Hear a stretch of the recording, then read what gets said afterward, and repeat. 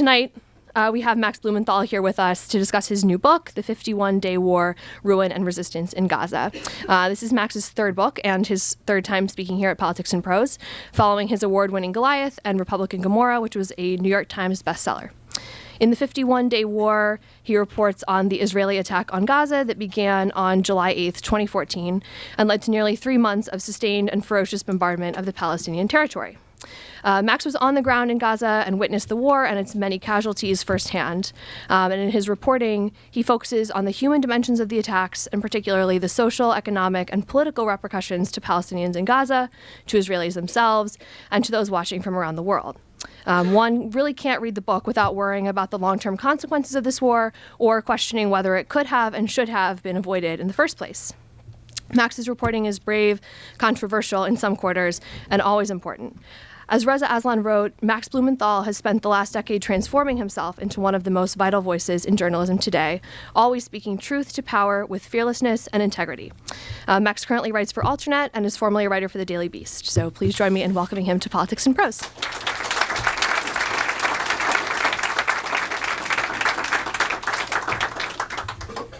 Thanks.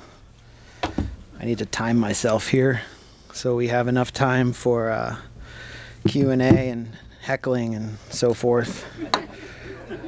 My last talk in DC, I had Medea Benjamin in the audience, but I don't have anyone to take care of hecklers because I don't see her out there. She knows how to handle it. I was just in Scotland. I was on tour in the UK, and I achieved a real milestone out there, which was that for the first time I was refused entry to a Scottish pub. It was called Nice and Sleazy. And I was refused entry. I was told, I didn't know why. They said, you can't come in. And I was told by Scottish friends that because of my American accent, they thought I was drunk. Because Scottish people talk in really short bursts. So it's good to be back in my ancestral homeland of Washington, D.C. This is the third time, as you heard, I've been at Politics and Prose, so I really want to extend my gratitude to this bookstore for bringing this discussion here. My first book was, Republican Gomorrah. That was my first book that brought me here. I think this was my first talk about Republican Gomorrah, and I think that book has been sort of vindicated as the Huckabee-Palin wing of the GOP has really taken over. The second book, Goliath, was heavily attacked, but Politics and Prose was willing to host me, and I think the analysis of Israeli society in that book has been pretty well vindicated by Netanyahu, especially his warning of droves of Arabs, buses full of Arabs descending on polling places, very reminiscent of some figures from the American past. And now we're here to talk about the 51-Day War.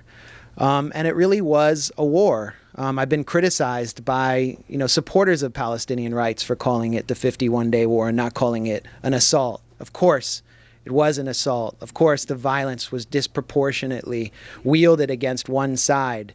Of course, one of the parties in this conflict was the most sophisticated, well-armed military in the Middle East. And the overall situation is not a conflict. In my view, it is a conquest. So you'll never hear me refer to the Israel-Palestine conflict. If anything, it's a crisis.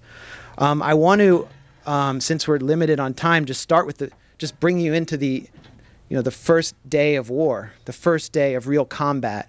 This book is part military history, and I think the military history helps explain where both societies are going and how both are interacting with one another, particularly Palestinians in the Gaza Strip.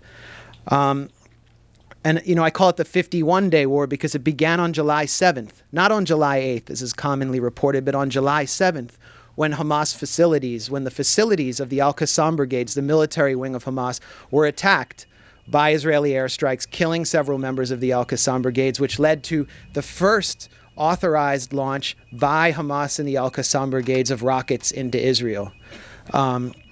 If we can do something about that sound, it would be wonderful, unless it's just in my head.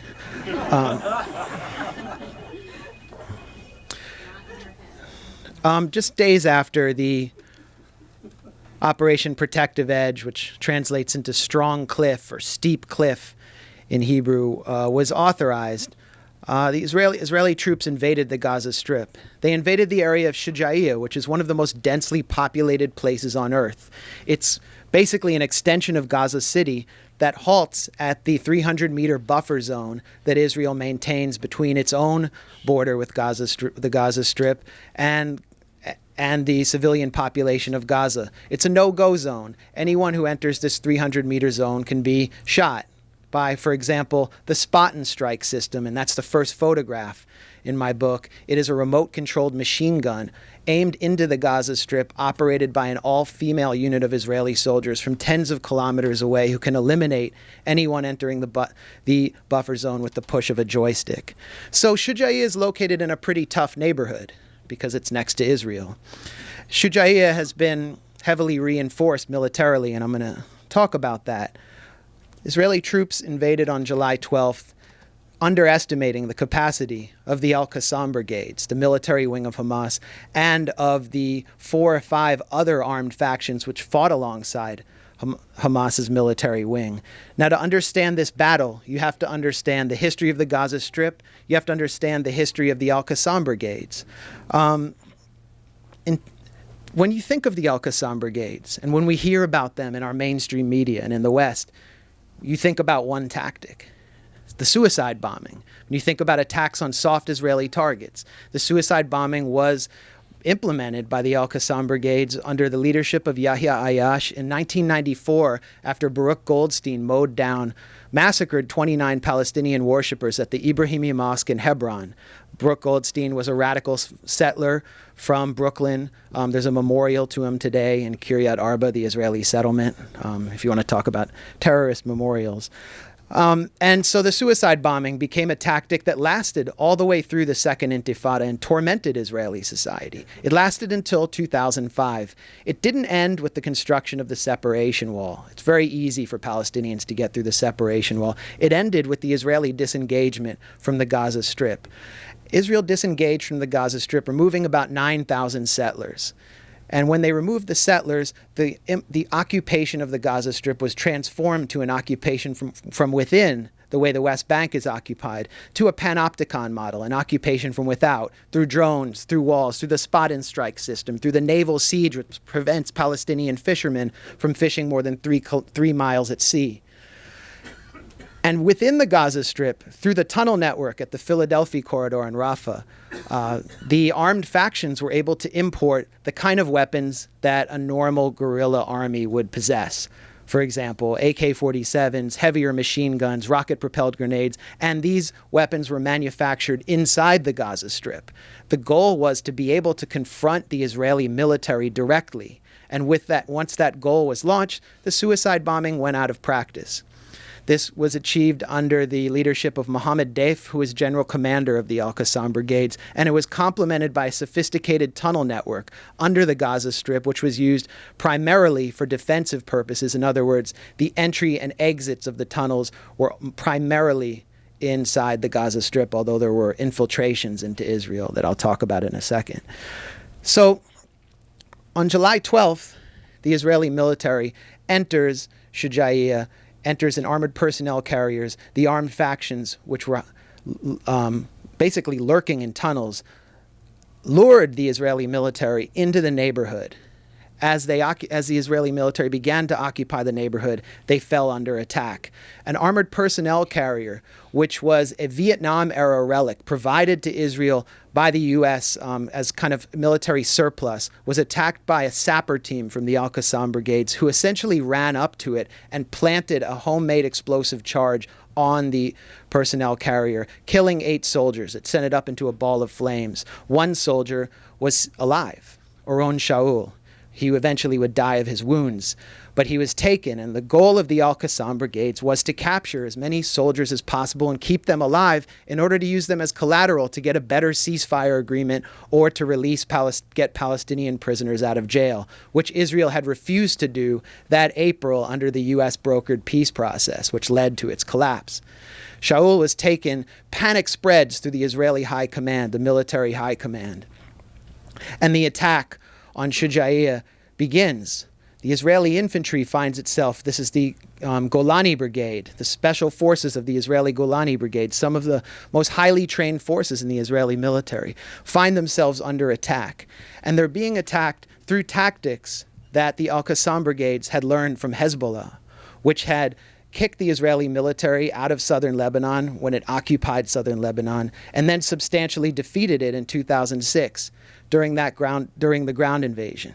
And one of these tactics proved key.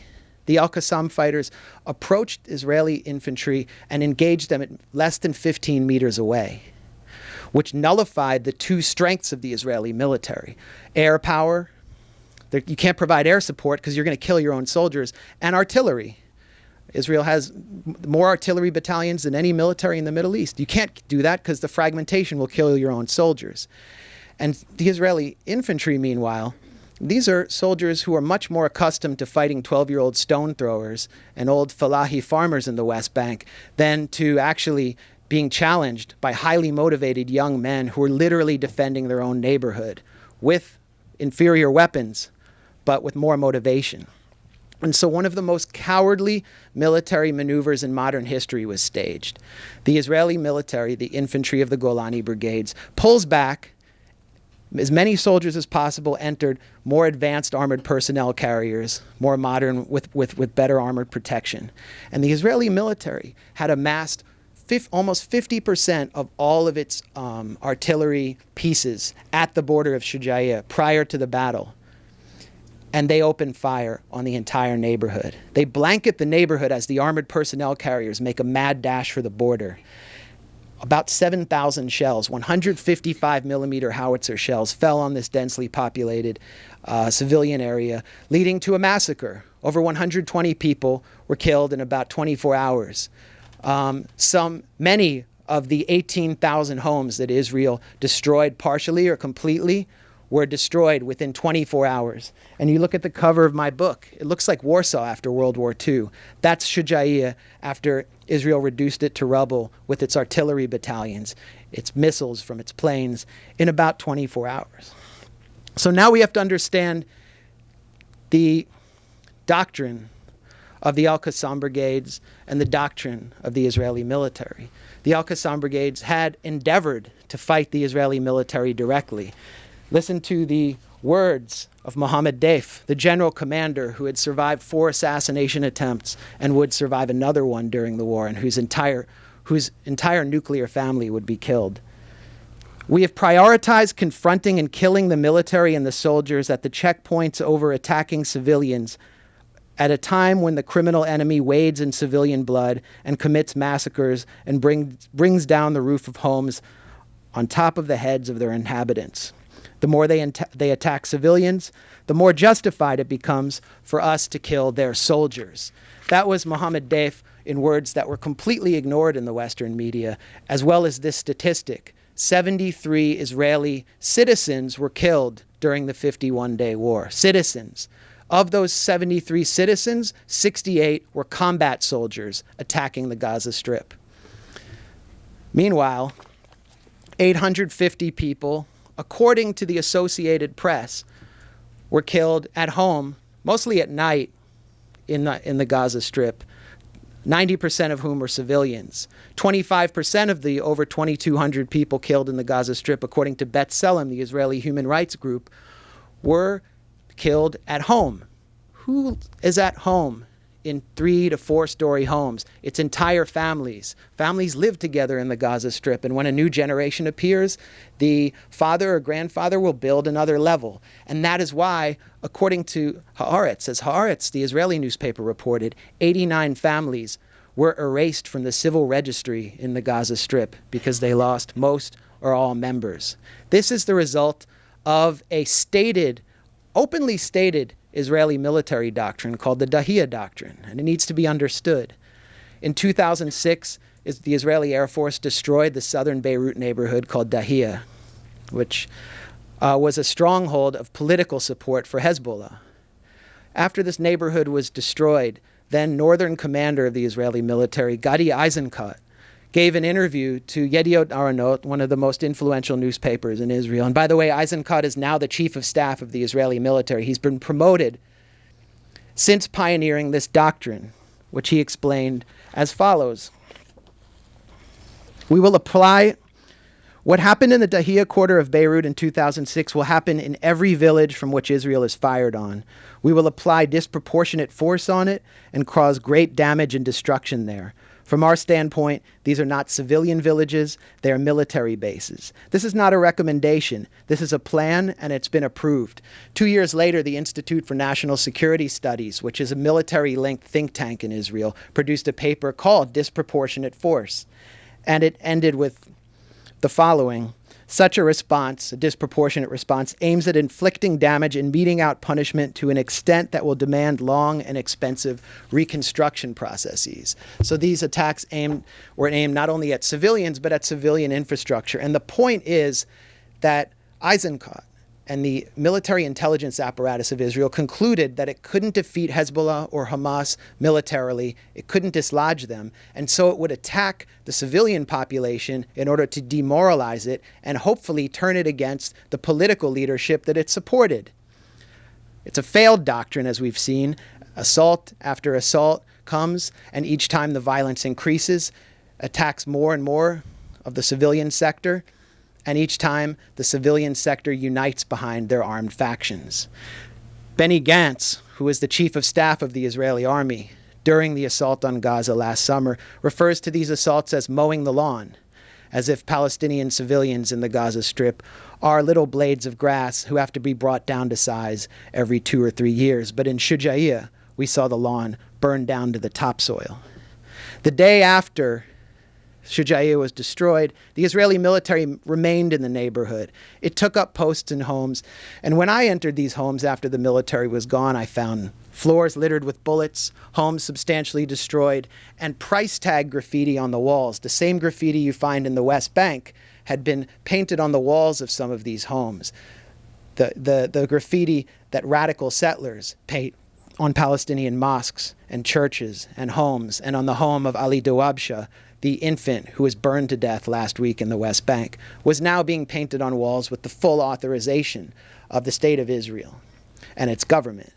I also found, most depressingly and tragically, Stars of David inscribed in furniture and spray painted on walls, the symbol of the oldest monotheistic religion, the symbol of the faith community I was raised in, being represented by invading soldiers back to Palestinians as a religion of hatred and violence, something which deeply upset me when I found it.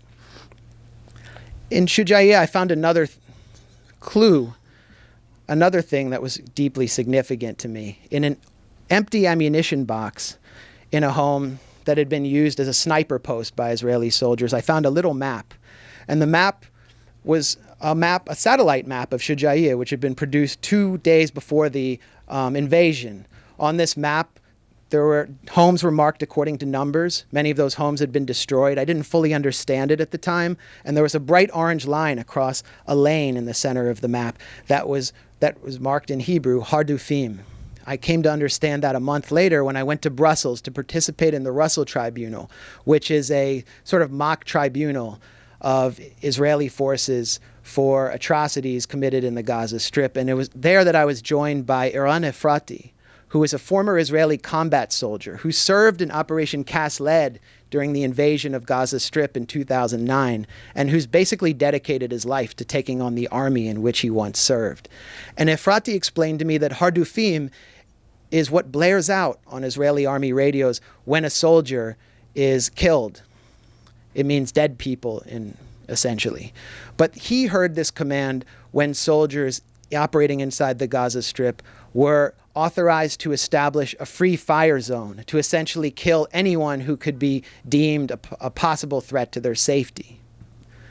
Now, many of you are familiar with the case of Salam Shamali, the video of Salam Shamali.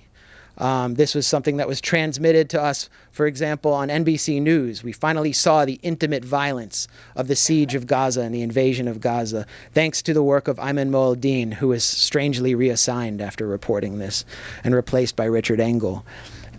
This video showed a young man, a vendor, a 19-year-old vendor from Shuja'iyya, wading into the neighborhood to look for his parents and his brothers. He is escorted by international solidarity movement volunteers, essentially volunteers from the outside, internationals, who are wearing vests that show that they're, humanitarian volunteers. Shamali was just wearing street clothes. He wanders into where his home once stood as one of the ISM volunteers is filming, and he's hit by a sniper. He calls out for help. He's hit again. He crumples to the ground. He says one last word, and he's hit again and executed. He's killed on camera. Eran Efrati, after the war, interviewed 3 soldiers who served in Shujaiya, who told them that they were told to establish a red line after they took up a civilian home in Shujaiya, and anyone who crossed that red line could or should be shot because they were a potential threat to their safety. And that is apparently what happened to Salam Shamali. He crossed the Hardufim line. You can see this map reproduced in my book. These are war crimes.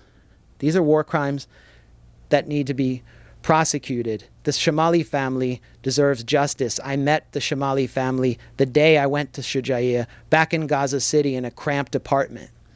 And instead of justice, they'd been given antidepressant pills, very high dosage antidepressant pills.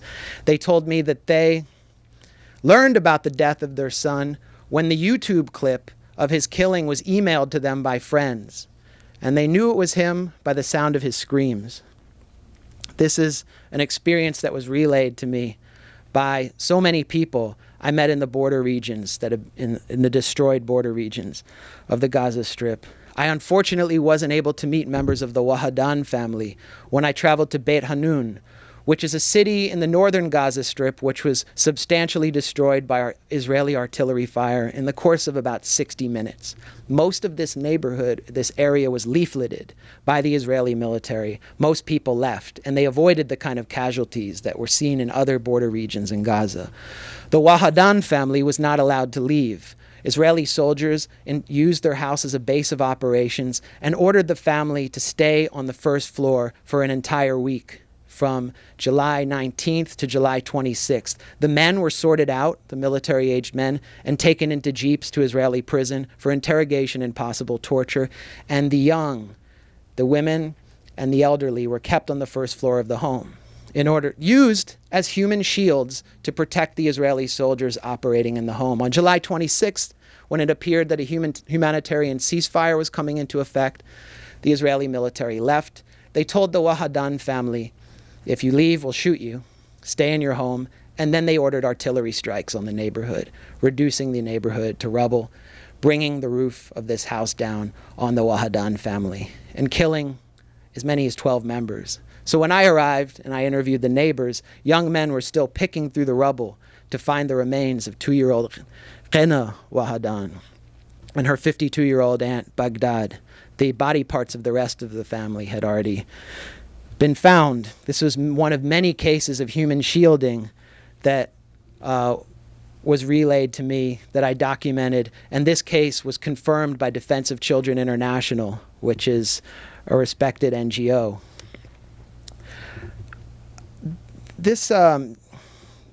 As the Israeli assault went on, it became clear that the ground troops would pull out, and it would soon become a war in which rockets and missiles were exchanged. 2,000-pound fragmentation bombs against rockets, which packed a very light payload and did psychological damage. The United States was obstructing diplomacy all along. On August 1st, a ceasefire came into effect, a humanitarian ceasefire. And according to Secretary of State John Kerry, this is a very unusual ceasefire, because in a ceasefire, usually both sides are supposed to cease firing.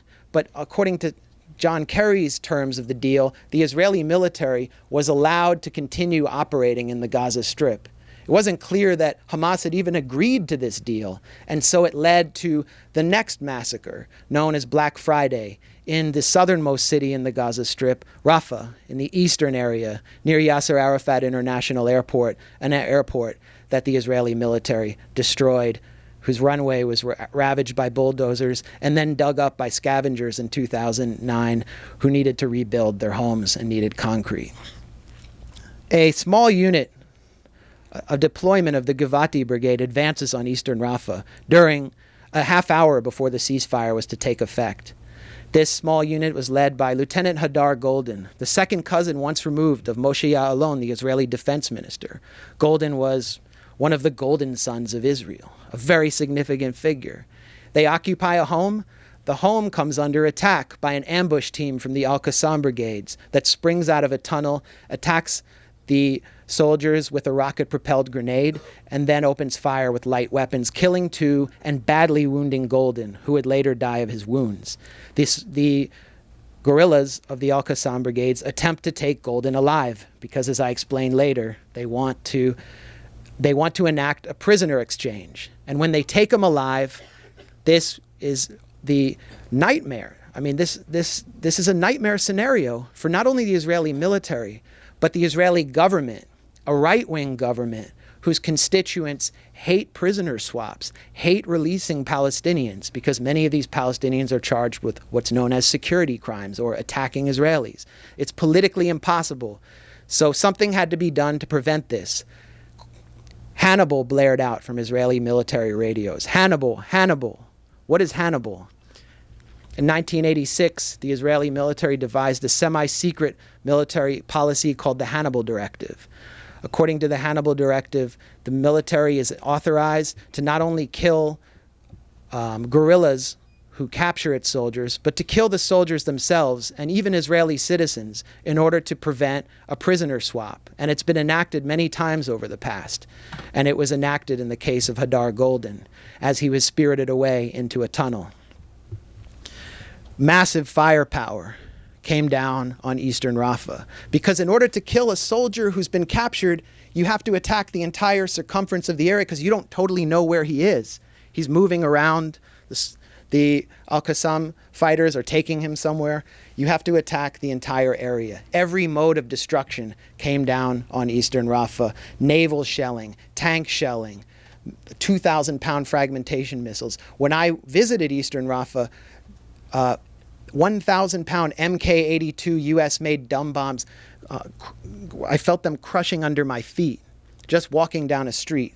The attack, the destruction was so comprehensive that when I met the Kadan family, one of the families that had escaped, that had survived this attack, that killed as many as 150 people in a very short period of time, their children were playing with spent mortar shells and a spent flare in the middle of the room, which they had found in their yard. The Kadan family, when they felt the missiles falling right next to their home, attempted to escape.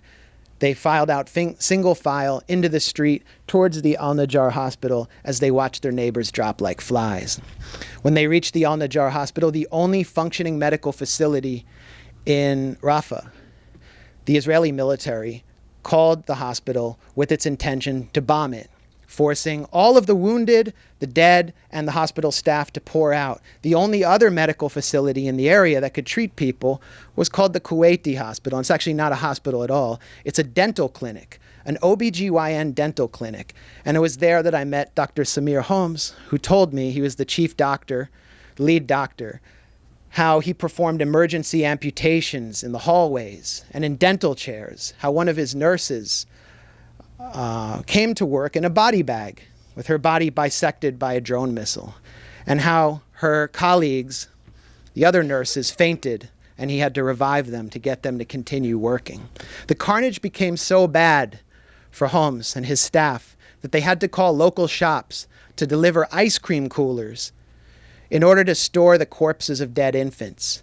And the image, which you can easily Google right now, of 5 dead infants wrapped in white shrouds in an ice cream cooler, is to me the defining image of the 51-day war and the assault on the Gaza Strip. Those children should have been eating ice cream. By August 14th, the Israeli military produced an estimate of the munitions that it fired inside the Gaza Strip in order to receive funding and an increase in its budget. It estimated that it fired 3 million bullets. That's almost 2 bullets for every resident of the Gaza Strip, around 3,000 tons of ammunition, 25,000 tank shells, around 20,000 artillery shells which are made for conventional armies fighting conventional armies. There is no conventional army in the Gaza Strip. The factions in the Gaza Strip fired between 2,000 to 3,000 rockets into Israel. Those rockets cumulatively pack an explosive charge that is the same as 20 missiles that the Israeli military fired into the Gaza Strip. According to Hamza Abu Murad, who was the bomb disposal chief for the volunteer brigades who defused the hundreds upon hundreds of bombs and munitions that were unexploded and left in civilian areas of the Gaza Strip, and who was himself killed defusing one, the Israeli military deployed 18,000 tons of ammunition, of explosives in the Gaza Strip, which is on about the same amount that the U.S. used in one nuclear bomb it dropped on Hiroshima. The war ended with a series of assassinations and then another cowardly act that I would describe as state terror, in which civilian residential high-rises were deliberately brought down in targeted airstrikes, beginning with Zafar 4. Zafar 4 was home to the engineers, the doctors, the teachers, the educated middle-class people of Gaza City who have no involvement in the conflict. It's known as Fatah City because so many of them are supporters of Hamas's political rival. And like Hiroshima, this area was considered pristine by the Israeli military. It was brought down, and 40 to 50 families were left homeless after being evacuated. A 14-story residential high-rise with no military value was brought to the ground. And those families set up tents next door to their apartment building, as Palestinians have done since 1948. Next was the Italian compound, home to 50 families. This is days before the war was ending, when a ceasefire was inevitable. And the Italian compound, built by an Italian businessman in the 1960s, also home to the educated middle class in central Gaza City, was destroyed by Israeli missile strikes. A shopping mall in Rafah was then destroyed, and then finally the Basha Tower. Now, if you talk to anyone from the Gaza Strip, they'll tell you that the Basha Tower is as much a part of their memory as the Twin Towers are to any New Yorker. It's the largest civilian high-rise in Gaza City. It's the oldest, and it's home to the offices of Gaza's media. It's where the media works in Gaza. For example, Saud Abu Ramadan, who's a stringer for Bloomberg News, his office was there. It's where he hosts the Western correspondents from Bloomberg when they come to work. The Basha Tower was brought down in targeted airstrikes after its inhabitants, its residents, were evacuated. In other words, a building that's about the same as the Thomson Reuters building in Times Square was targeted by a foreign military and brought down. This is the same as a foreign army bringing down the CNN tower in Atlanta. It's almost like fanatical terrorists attacking a satirical magazine in Paris, except none of you were asked to display solidarity for the journalists working in Basha Tower. None of you were compelled to declare Je suis Basha, or to identify with the 16 Palestinian journalists who were killed covering the conflict and who were not afforded the same protections as I was. And it's because they're not worthy victims. I was one of 3 international reporters at the memorial ceremony for the 16 Palestinian journalists killed in the war, who were killed by the Israeli military. My colleagues, Dan Cohen and Jesse Rosenfeld, who also happened to be my roommates in Gaza City, were there. And in our little apartment that we rented, we considered putting a sign on the door that said the offices of Blumenthal, Cohen, and Rosenfeld. But, the last second, we decided against that. I want to close by just telling you about one of my friends whose best friend, his brother-in-law, was killed in the war, whose cousins I met in the rubble of Shujaiya, who told me that their family members had been massacred, who's a teacher, who's someone I identify with very much, just as a writer and someone who does similar work to me. He's a literature professor at Islamic University named Rifat Al-Arir. And I met Rifat in Berkeley, actually, when he was on a speaking tour for the book he edited called Gaza Writes Back, which is a compilation of essays and writings by Gaza-based writers.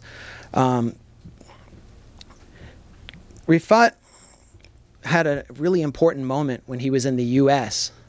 He had grown up in the Gaza Strip, and he had his application to pursue his PhD in England blocked by the Israeli military. His academic ambitions were consistently blocked by the Israeli military, in addition to having family members killed.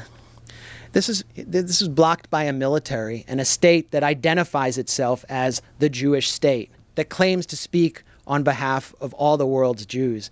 And Rifat told me freely that when he lived in the Gaza Strip, before he was able to leave and come to the U.S., he held what we would consider to be anti-Semitic attitudes. He said it was like his Malcolm X moment, when Malcolm X is in prison and he meets a member of the Nation of Islam who asks him to think about all the white people he had ever met in his life, and to ask himself, have you ever had a positive experience with one of them? Have you ever met a white person who didn't seek to harm you or manipulate you? And Malcolm Little concluded, no. White people are the problem in my life. And Rifat thought of all the Jews he had met, living under siege and occupation in the Gaza Strip, who had denied him permits, who had attacked his neighbors, who had killed his family. And he concluded, no, it's the Jews that are the problem. It was only when he was able to come to the United States and stay with Jews who were resisting the occupation, who were resisting Zionism, that he was able to think his way out of this mentality and understand that there's a clear difference between Judaism and Zionism, that there's no Jewish consensus on supporting the state of Israel, that we, Jews, like any other community, are extremely diverse and hold competing views. And of course, we support the Iran deal, by the way, more than any other demographic group in the US. So clearly, we're diverse in the way we think. When Rifat returned to the Gaza Strip, he dedicated himself to helping his students understand the same thing. And so he taught them the Hebrew poet Yehuda Amichai, someone who they actually could identify with. He taught them The Merchant of Venice by Shakespeare. And it was through The Merchant of Venice that he helped them identify with Shylock, a very flawed figure who was living under an apartheid-like regime and had to make very difficult choices and to compromise himself in many ways. Rifat said that when his students were asked at the end of this class, when he asked them, who do you identify with more, Othello, the Venetian general of Arab descent, or Shylock, the Italian Jew, one after another, unanimously, they said they identified with Shylock. One student produced a kind of revision or repurposed Shylock's famous Cri de Coeur, Norel Borno. And she wrote, hath not a Palestinian eyes, hath not a Palestinian hands, organs, dimensions, senses, affections, passions, fed with the same food, hurt with the same weapons, subject to the same diseases, healed by the same means, warmed and cooled by the same winter and summer, as a Christian or a Jew is? If you prick us, do we not bleed? If you tickle us, do we not laugh? If you poison us, do we not die? And if you wrong us, shall we not revenge? Rifat took that paper and all the papers his students produced on The Merchant of Venice and stored them away in his desk at the English department of Islamic University like little treasures. And on August 2nd, the Israeli military attacked the Islamic University and sent those papers up in flames, leading his students to joke that they had produced PMDs, or poems of mass destruction. You know, this isn't a complicated situation. Don't let anyone tell you it's complicated. And it's not about good and evil. There's good and evil on both sides. It's about justice and injustice. It's a basic issue of fairness and rights. And it's an emergency situation. I'll leave you with the words of Rayed Bakr, who was the captain of a fishing boat. He took me out on the sea the day after the ceasefire in order to test what was supposed to be a new agreement that would allow his crew to sail 6 miles at sea, to get closer to the coral reefs where most of the fish are, to be able to finally feed their families. And of course, at 3 miles at sea, we were turned back by an Israeli naval ship which threatened to open fire and arrest the crew. When we got back to the dock, Captain Bucker told me that he lost 2,000 shekels on this trip and that he had to somehow feed his crew, who then had to feed their families. So you're talking about something like 90 people who lost money and livelihood on this one boat. And I said, well, what do you want me to tell Americans? What do you want me to tell people back in Washington? And he said, it's really simple. Don't send us your aid. Don't send us your charity. Just put pressure on Israel so they get out of our seas so we can feed our families again and have a livelihood. So you have to ask yourselves how you can do that if any of these stories resonated with you, how that can be done. And you have to consider that it can't be done through any presidential candidate running in this race or through virtually anyone in Congress. So ask yourselves, what can you do? How can that be done? Thanks a lot.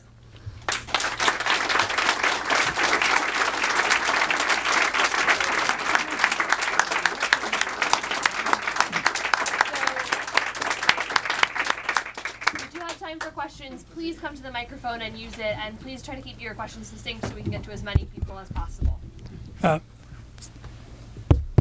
Thank you for writing this book and telling us the truth. We couldn't figure out what the truth was when those events that you describe happened because the media in America, in Washington, D.C., where I live, a paper that I have subscribed for 40-some years, did not tell us the truth.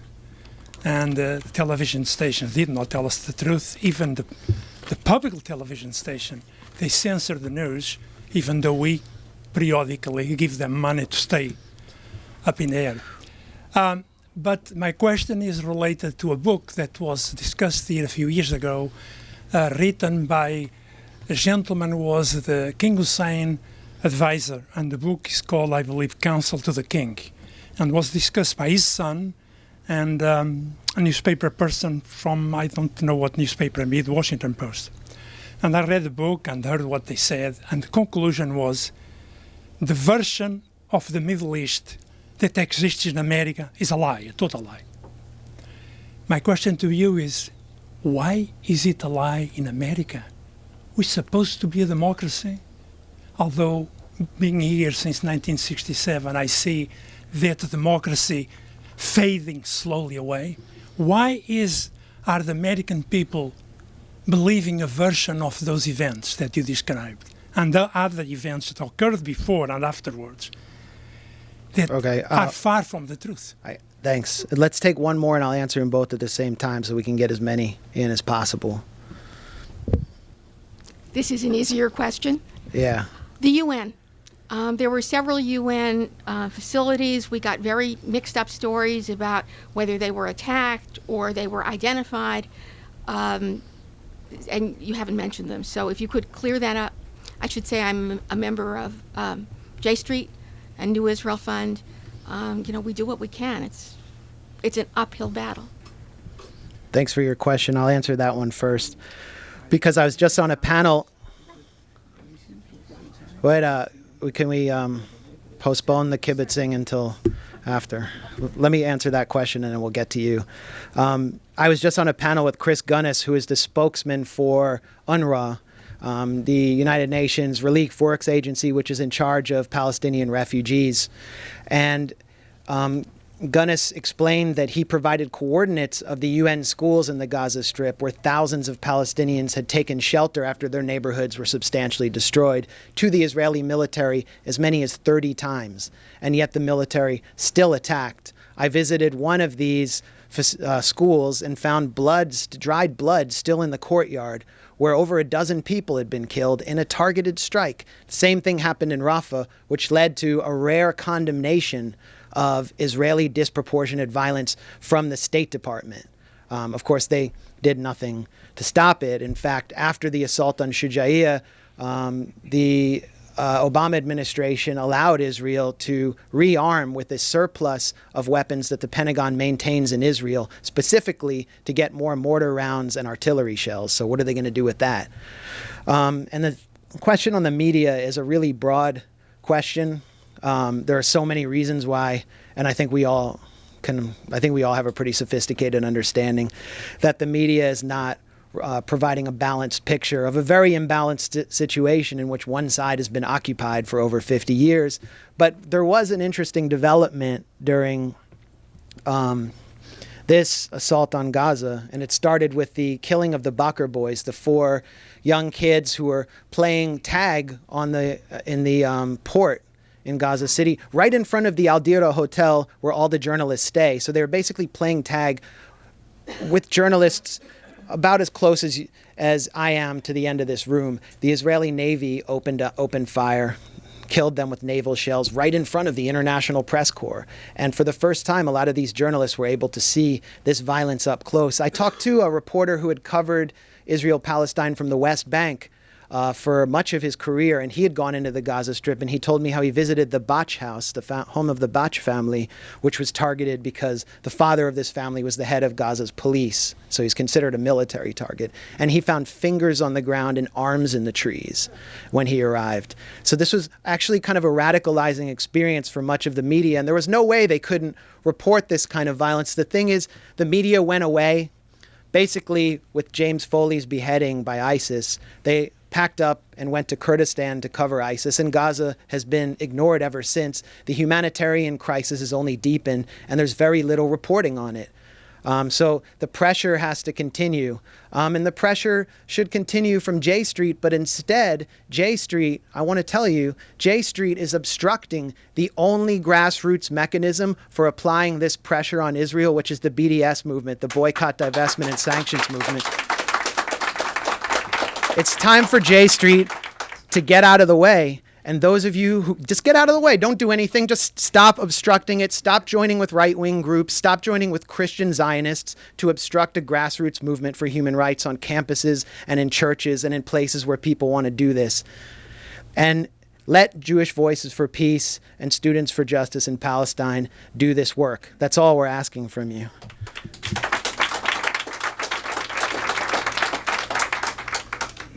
You seem to equate Zionism with occupation and imposition of one people on another people. Do you think it's possible for there to be a Jewish state in the Middle East and not have some of the host of negatives that you've outlined here obtain?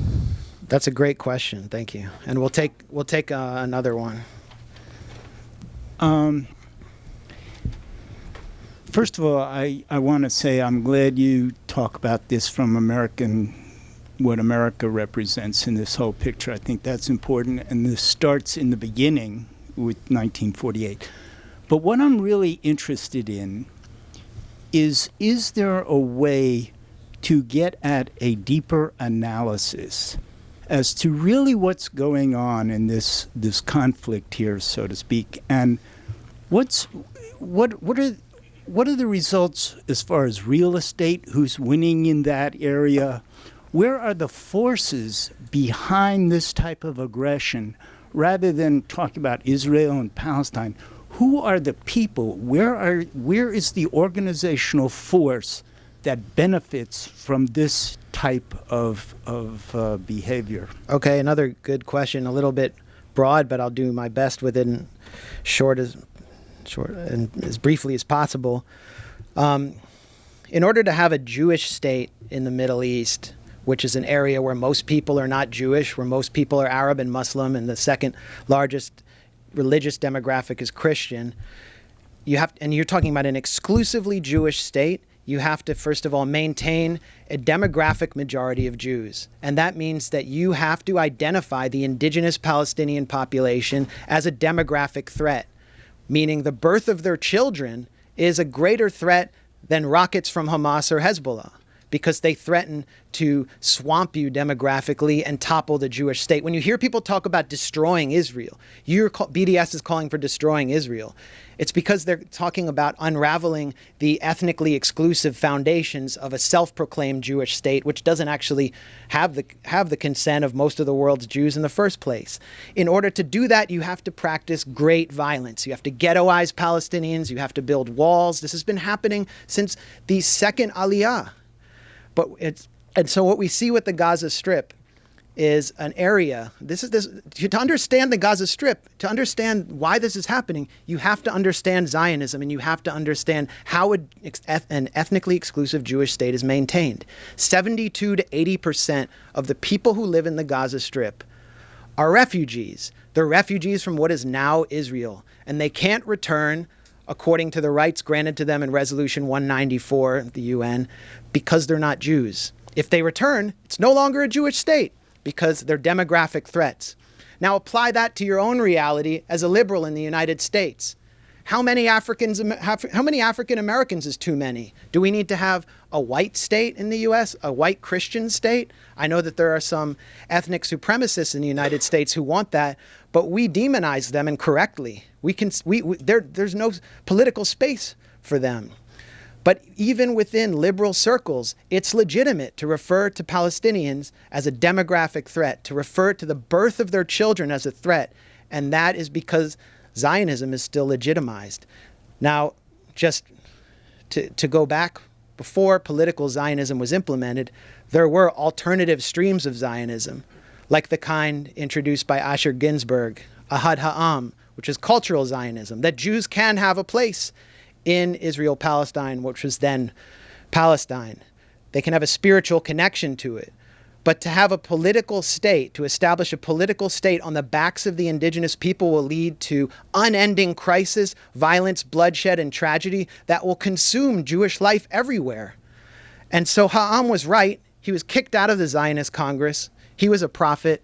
And we need to go back to those early prophets in order to forge a path forward where Jews and Palestinians can live together and have equal rights to enjoy the same equality that we're still fighting for here. My question was, who are the people? Yeah, but I'm not at your question yet. Let me just... Who are the people? Well, I'm not like, the guy who's going to pull back the curtain, but let me just, we hear a lot about the pro-Israel lobby, and that's one important piece of analysis. John Mearsheimer just claimed vindication for his book, which got him attacked as an anti-Semite because of the debate around the Iran deal. The pro-Israel lobbies, going full bore to stop it. But there's another aspect here. There's another dimension which is important to understand, which is that one of Israel's top 3 industries, maybe top 2 industries, is weapons export. This is, a country that's about the size of New Jersey, and it's one of the top 7 weapons exporters in the world. It doesn't have the greatest weapons, they're good weapons. But what it has, the advantage it has over other militaries, is that it gets to test those weapons routinely on a restive indigenous population. And so when you go to a weapons fair anywhere in the world, you go to the Israeli booth, the Israeli retailers from Elbit or Rafael, and those weapons say field tested, or even tested in Gaza, like the Spike 4 missile, which was exported after it was used to kill dozens of police cadets at a graduation ceremony in the Gaza Strip in an act of mass cop killing. That's the advantage the Israeli military has. There's a really cozy relationship between the defense ministry and Elbit Systems, which is one of Israel's, that's Israel's largest company. Ehud Barak served in Sayeret Maktal, the commando unit, with Mickey Fetterman, who's the longtime CEO of Elbit Systems. And so Barak was in charge of the assault on Lebanon in 2006, Gaza in 2008, 2009, and Gaza in 2012, testing the weapons that Fetterman would later benefit from, and Barak would move into, would market as kind of a lobbyist. It's no surprise that Barak is now one of the 100 wealthiest Israelis. According to Yotam Feldman, who is an Israeli journalist who produced one of the best documentaries on Israeli society ever made, The Lab, 150,000 families subsist off of the Israeli weapons export industry. That's not people, families. That's like the entire upper middle class. And so what incentive does Israel have for signing a peace deal, a comprehensive peace deal, for ending an occupation?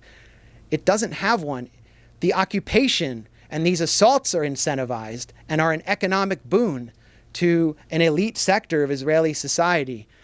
Jeff Halper has a book coming out about this, and Rania Kalik, who's here, writes about this for Electronic Intifada, and I think it's a subject that needs to be explored in detail and understanding why Israel has been so obstinate in dealing with Palestinians in the wider Arab world. Thank you for your answer. Thank you for your question. Hey. Something you mentioned in your book is uncovering evidence of a policy of summary execution of Hebrew speakers. And I was wondering if you could talk more about that. I don't have evidence. Thank you for that question, but let's do the two at once. Hi. Hi, how are you? Good to see you. I'm with Jewish Voice for Peace. And of course, Max, you mentioned Jewish Voice for Peace and the fact that we are one of the organizations that supports boycott, divestment, and sanctions. And I thought it would be helpful if you could mention a little bit about why some organizations like ours have moved beyond just focusing on the settlement products or on products that are produced or companies that operate in the occupied territories. And we're saying that it's important to really focus on all Israeli products and those products that are produced in the occupied territories. And I'd also like to mention that we are sponsoring BDS actions. The movement is now very international. We have something going on here. We're going to be actually launching a new campaign against Hewlett-Packard, and maybe you can say a few words about that too. Thanks. I mean, I'll take the second one first, just so I can state clearly that I'm not a member of Jewish Voice for Peace. I'm not a spokesman for Jewish Voice for Peace. I support what they're doing. And correct me if I'm wrong, I was told by SD Chandler, who's the head of your LA chapter, that Jewish Voice for Peace is the fastest growing Jewish organization in America.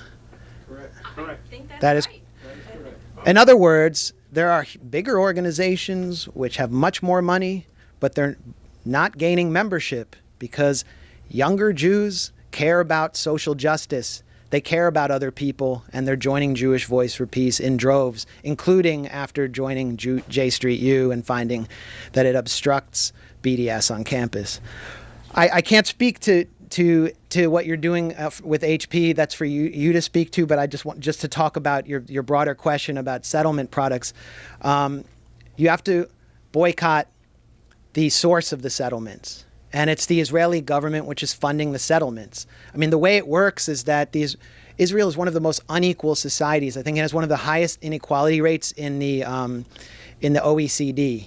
And so, I mean, to live in Tel Aviv is damn near impossible right now if you're, lower middle class. So what the Israeli government does is it takes its lower middle class and working class and gives them cheap settlement units. And it puts those settlement units on Palestinian land.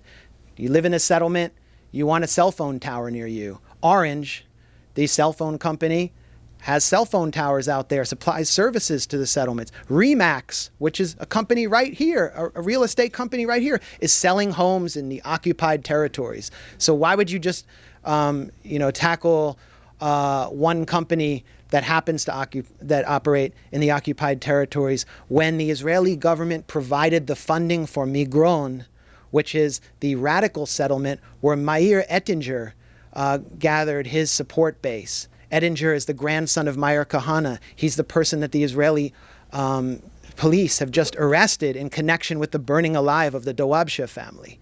Ettinger is a product of the state. He's been supported by the state. It's the same thing with Yitzhar, the radical settlement, the settlement where he was radicalized, supported with hundreds of thousands of dollars from the Israeli government and from a 501c3 nonprofit in New York City called the Central Fund for Israel. So those need to be targeted as well. And then beyond that, you're not targeting them because you hate Israelis, because you want to stick it to Israelis. This isn't a witch hunt. Like, I've sat on panels with Israelis. The question is whether they're, when it comes to the cultural and academic boycott, whether they are coming to the United States as ambassadors for the state of Israel. And that's when they're boycotted. That's not, so this isn't about personally targeting people because of their nationality. And I think the most important aspect of the BDS movement is the cultural and academic aspect of it, because it will help wake the 15 to 20% of Israeli society which does have empathy for Palestinians but is forced to self-censor and is under enormous pressure, who mostly live in the Central Coast. It'll help shake them out of their stupor when they're denied concerts, they're denied the sense of normalcy they enjoy. And the academic sector is intimately intertwined with the Israeli military. In fact, the person who designed the Israeli ethics code for the military, which allows all this violence, is Asa Kasher, who's been a professor of philosophy at Tel Aviv University. And it's according to this code, which allows soldiers to essentially shoot anyone who they see as a threat in the Gaza Strip, that we've seen horrific violence, like what I documented, the shooting of men over 50 who spoke Hebrew. We saw many situations, and I documented many situations across Gaza, maybe several situations, in which Palestinians described to me being taken out of their home at night by soldiers. The soldiers would ask, does anyone here speak Hebrew? And if anyone answered in the affirmative, they would be shot. The father of Mahmoud Abu Said, a 19-year-old who was taken as a human shield, who I wrote about in Rafah, his father was shot for this reason. Or he was shot. I don't know why. One theory is that that Hebrew speakers can understand orders and they're seen as kind of a threat. Another theory is that they're encouraging, that by shooting Hebrew speakers, you're encouraging separation, which is sort of official policy, and you're telling them, don't try to help us. We don't want you. One of the most hideous incidents I documented was the killing of Mohammed Matar Abadla.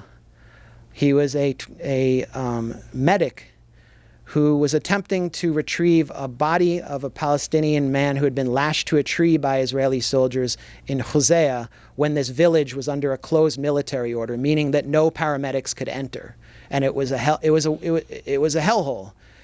And so this group of paramedics from the Palestinian Red Crescent, because the Red Cross wouldn't go to this village because they coordinate with the Israeli military, attempted to retrieve the body.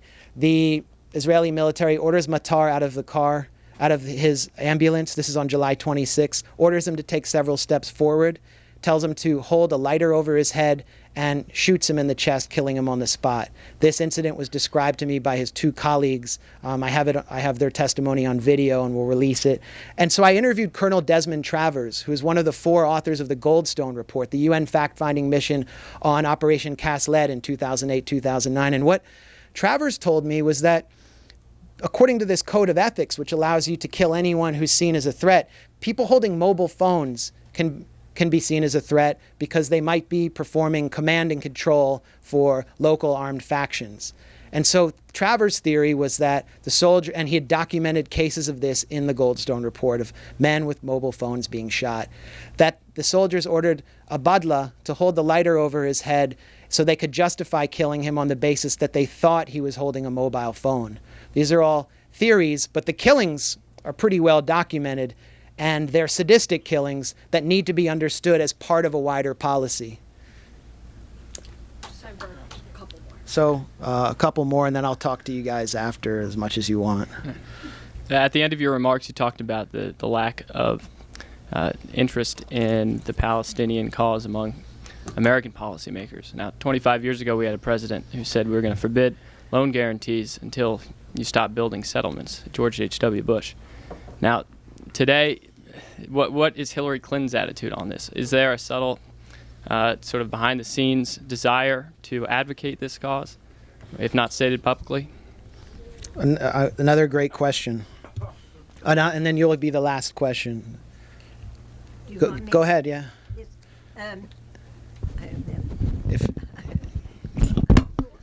If you can just hold that mic. How do you do this? Yeah, just hold that mic. What? Well, There you go. you speak of, that AIPAC doesn't speak for all Jews, and I I agree with you. But you speak of the Israeli government as if it speaks for all Israelis. I know that those who don't support the government are very much weakened and threatened. What, if anything, are they doing or saying on this question of Gaza? And what can be done to strengthen and support them? Yeah, excellent questions. The first one on Hillary, I just fired off an email to her. It said full BDS, and she wrote please print. So that's a joke for any members of the Free Beacon who are here right now who don't understand humor.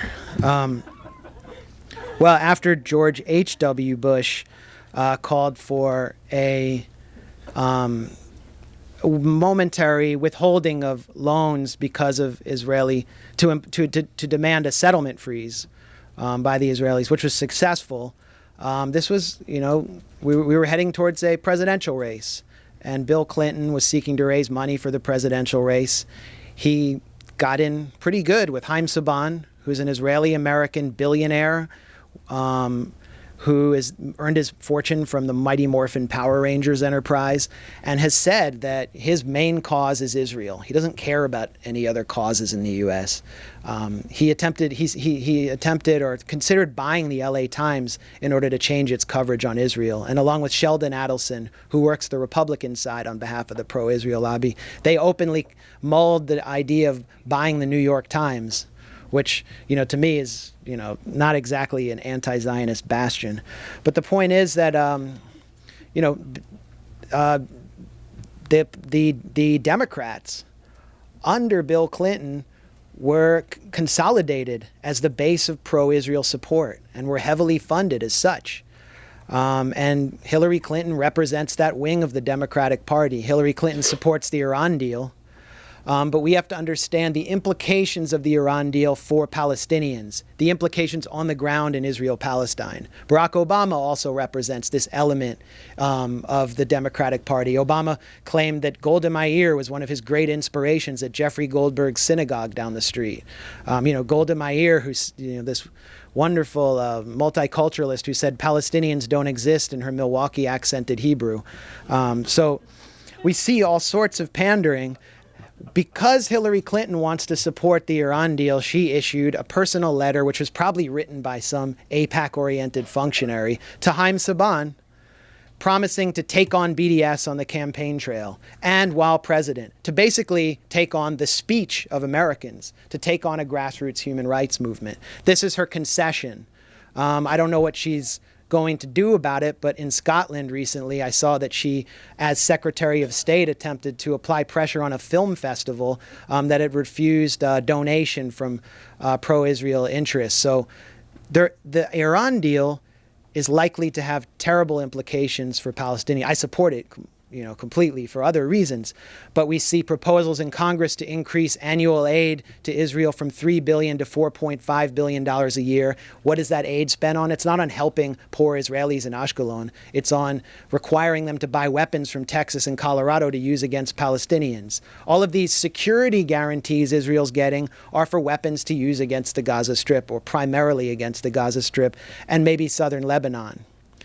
Moshe Ya'alon, the defense minister of Israel, very close ally of Netanyahu, declared in April at a conference of Shurat Hadin, which is an Israeli legal foundation, that we will attack Lebanon. When we attack Lebanon, we will hurt civilians, including children.